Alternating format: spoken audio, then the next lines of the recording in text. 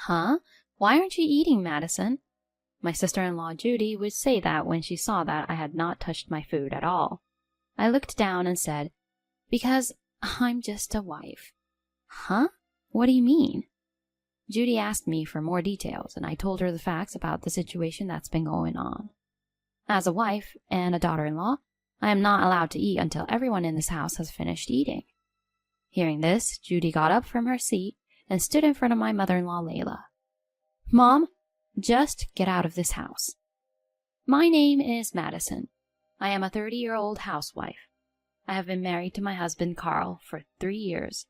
I am currently busy raising our 2-year-old child and working part-time. But my husband and I get along very well, and we enjoy watching our cute child grow up together. My husband works hard every day and earns enough for the family. I think my relationship with my husband is good because I can respect him in that way. We are living happily like that, but I have one problem. And that problem is my mother-in-law, Layla. Our house is very close to our parents-in-law's house, and it only takes about 10 minutes to get there by walk. Therefore, my mother-in-law calls me over for her own convenient reasons. She asks me to do things for her, such as finding the remote control for the TV, washing the dishes because they are piling up, or doing something for her because she doesn't know how to use her smartphone. She treats me like a handyman or her personal housekeeper. I can forgive her for doing this if this happens once in a while. However, Layla calls me almost every day, sometimes twice in one day. To be honest, it's a huge hassle. Besides, Layla is not in need of nursing care, nor is she physically disabled. She is perfectly healthy. That's why I would like her to take care of all these things by herself. However, Layla does not care about such things and calls me over to her house and uses me while bullying me around. By the way, unlike Layla, my father-in-law Nathan is very kind. However, Layla always calls me over when Nathan was not around. And before Nathan would come back home, she would force me out of her house. Since she was so persistent and it was hard to deal with her every time, I discussed my husband about it. My husband immediately warned Layla about it, but she then vehemently objected, saying, "I didn't do anything that mean." And she was furious and protested against what my husband was saying to her. She refused to admit that she had been abusive or bullying me. My husband was troubled by this, and all he could do was to say, "Just don't hurt my precious wife." However, Layla continued to call me up and do the same thing over and over. I wanted to discuss about it to my husband again, but he had recently been promoted, and his work has become much busier. He has been working overtime more and more, and he's exhausted every day, so I honestly cannot put this burden on my husband. Therefore, I stayed quiet and endured Layla's treatment towards me. Over time, Layla's bullying gradually became more and more severe. It used to be just a little thing, but nowadays I was physically exhausted because of her demanding requests. I had to do all the housework at my parents-in-law's house, and even for Layla's friend's birthday celebration, I had to go to the city to buy some meals for the party. I am exhausted every day, and I am always Layla's slave on the days I don't have a part-time job.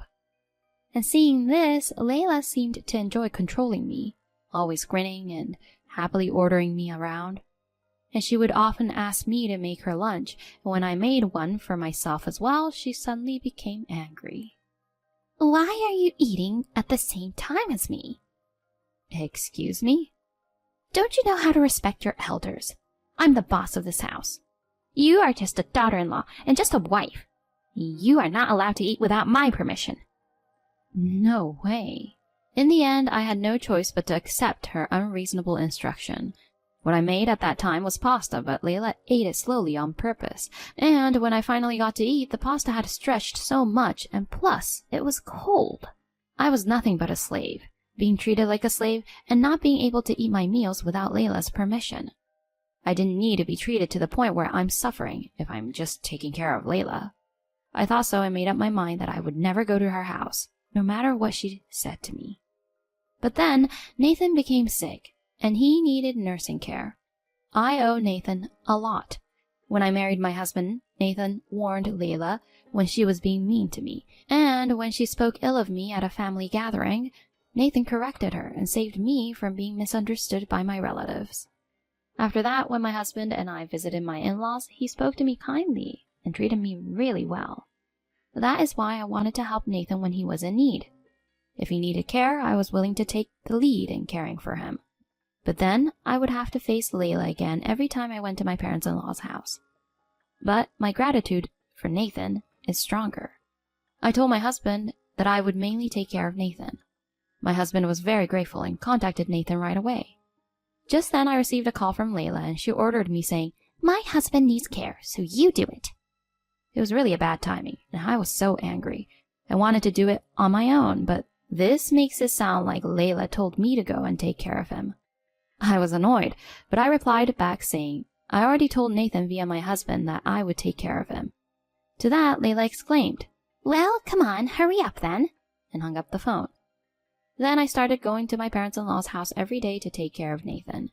Nathan thanked me every time, saying, "Thank you. I'm really sorry for the hassle." Nathan tells me many interesting stories while I took care of him. Even though I come over to my in-laws' place, I feel totally different when I come for Layla and when I come for Nathan. I feel much lighter when I come for Nathan. But here, too, Layla began to bother me. "Hey, Madison, hurry up and cook dinner." Layla tries to interrupt me while I was taking care of Nathan. Right now, I have to take care of Nathan first. I decided that I could not let Layla win here, so I put Nathan first above anything else. Layla's face turned red, and she was angry, but I tried not to care. "Since you can do it, please, do it yourself." I will never do as what Layla asks me to do. I was determined to stay firm and stick to my guts. However, Layla became angry with me and took a surprising action. One day I went to Nathan's room to take care of him, but his wheelchair was not there. I wondered where it was. I looked frantically for it, but could not find it. Moreover, Layla was out of town at that time. It was then that I realized that Layla had intentionally hidden it. She did that just to bully me. If I did not put Layla first, she would interfere with my care, and I was thoroughly disgusted by her. How selfish could she be? I ended up doing my best, without a wheelchair, to take Nathan to the bathroom, to the bath, and to take care of him. Even though Nathan was getting older and lighter, it was still quite difficult to move while supporting an adult male all on my own. I was very exhausted and tired that day. Just as I was sitting on the sofa to rest a little, Layla came home. "Hey, what are you doing?" Layla shouted at me as soon as she saw me. "This is not your house. I'm home, so you should at least serve me tea and snacks." I got my tired body up and did as I was told, and served her tea and snacks. "Layla, where is Nathan's wheelchair?" When I asked, Layla grinned and said, "Oh, it's in the shed." "Why? Nathan needs it every day." "But I don't use it and it's in the way. If you want to use the wheelchair, you need my permission. I have the keys to the shed." No way. Layla put on a victorious face and ordered me to obey her. If I don't do this, I won't be able to properly care for Nathan. I had no choice but to be patient and do as Layla said. After that, even though I was taking care of Nathan, when Layla called for me, I had to go to her, which was really tough. If I was even a little bit late, Layla would yell at me in a terrible manner. Layla made me even more nervous and exhausted, both physically and mentally. Then I received a phone call from my sister-in-law, Judy. "Hello, Madison, how are you? I heard you've been taking care of my dad lately. Thank you so much." "No problem." "Huh? What's wrong?" "Huh? Oh, it's nothing." I guess I sounded really tired. My voice was not energetic at all, and Judy was worried about me. "Madison, I'm going back to my parents' house at the end of this year." Judy said that as she hung up the phone. If Judy would come back home, Layla might be a little quieter. I was a little relieved that I might be able to relax just at the end of the year. 2 weeks passed, and the end of the year arrived in no time. Layla was excited because Judy was coming home for the first time in a while. Judy works for a major company and is an elite that she worked overseas for a long time. Although she is currently in the US, she often goes on overseas business trips. Because of this, she doesn't often return to her parents' home, and this was her first visit home in a long time. Judy, it's been a long time. Layla greeted Judy with a happy look on her face. Come on in. Madison, hurry up and get the tea cakes ready. Layla would say that and immediately order me around. Then Judy said gently to me, Madison, don't worry about me. Your priority is Dad. When Judy said so, Layla said, I guess it can't be helped then, and gave me priority to care for Nathan. Later, it was time to eat, and we all ate the dinner I had prepared. During the meal, Layla continued to say bad things about me. This dinner is so boring, isn't it? Since Judy came home, you should have made it more grandeur. I'm sorry. When I apologized, Judy came to my rescue again. I can't eat many of the things that are sold as pre-made food in supermarkets. I'm glad that today's dishes are all things I want to eat. When Judy said this, Layla frowned and got silent. Nathan seemed happy to see Judy for the first time in a while and said, Let's have a drink today. I brought a beer and put it in front of Nathan. Thank you, Madison. It's great of you to always be so quick and caring. Nathan complimented me and I was happy. Seeing this, Layla didn't like it and said, How annoying. That's how you try to get people to like you. And complained once again. Layla ruined the nice mood by saying that, and I kept getting irritated with her. By the way, my husband had to attend a party at his company and is scheduled to come over to my parents-in-law's house later this evening.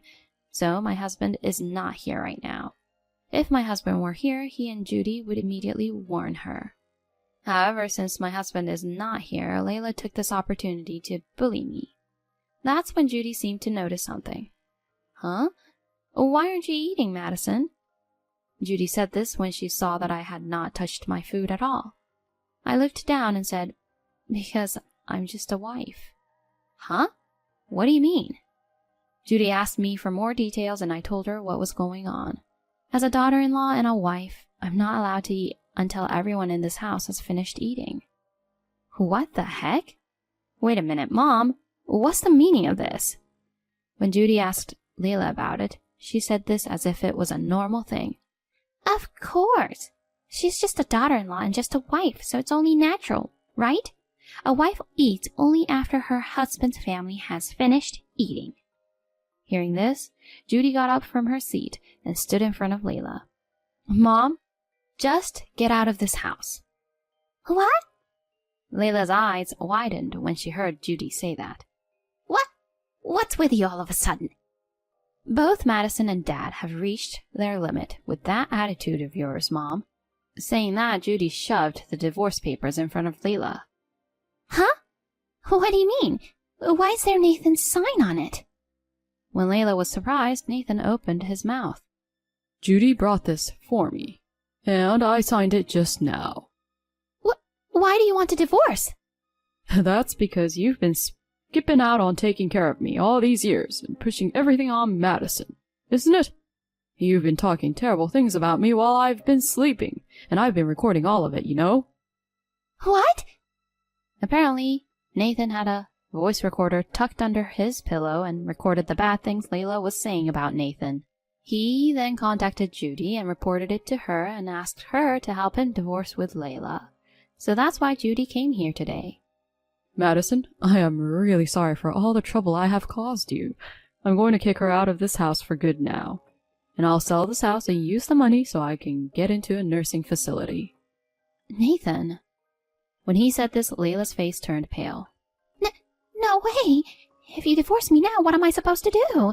I've been a full-time housewife all my life, supporting my family, and you treat me like this?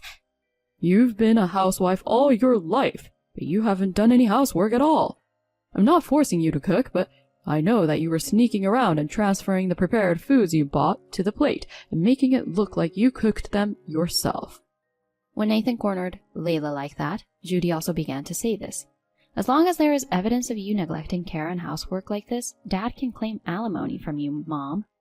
Oh no! I can't pay alimony. Then we'll have to offset it with the division of property. If that's not possible, let's communicate through a lawyer right away. When Nathan said this with a firm attitude, Layla finally gave up. Then, with a pale face, she signed the divorce papers. After that, their divorce was finalized. Layla was kicked out of the house and is now working part-time and living a poor life in a shabby apartment. Nathan sold their house and went into a nursing care facility. My husband and daughter and I often visit Nathan at the facility. Nathan also has made friends at the facility and seems to be enjoying his time there. When my husband found out that Layla had treated me in such a way, he apologized to me and said that he would file a claim for alimony for the emotional distress she had caused me. My husband's friend's lawyer helped me and I was able to get Layla to pay me alimony. My husband said, I'm sorry I've been so busy that I haven't been able to handle this properly, but I wanted you to discuss to me instead of keeping it to yourself. I reflected on this incident and decided that I would definitely talk to him about any issues that might arise in the future. Still, I am glad that I am free from Layla now. From now on, I will concentrate on my life with my husband and daughter and try to spend happy and joyful days. Thank you for watching until the end. If you enjoyed the video, please subscribe to our channel. See you in our next video.